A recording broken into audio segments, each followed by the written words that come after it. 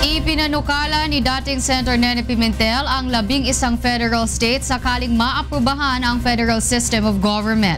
At mula sa Pasay City, may report si Joyce Balancio live.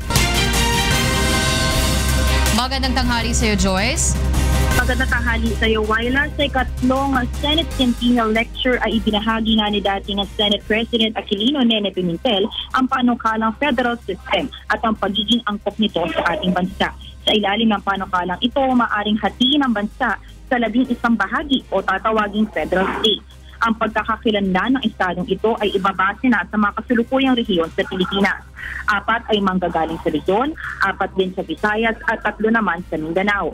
Kada federal state ay maaaring buuin ng iba't ibang autonomous region. Ang Metro Manila, pinapanukala ni Pimentel na gawing Federal Administrative Region na kabibilangan ng munisipalidad ng Pateros. 6 na syudad o cities at mahigit 1,000 mga barangay.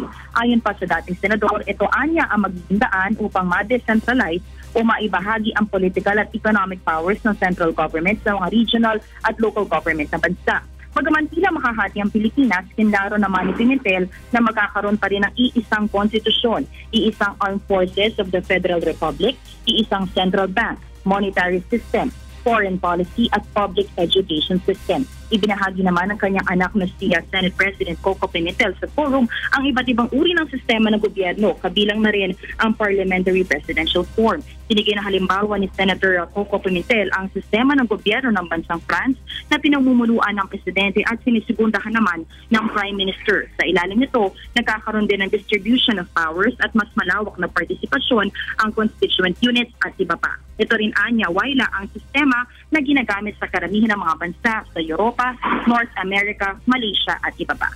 Wyla?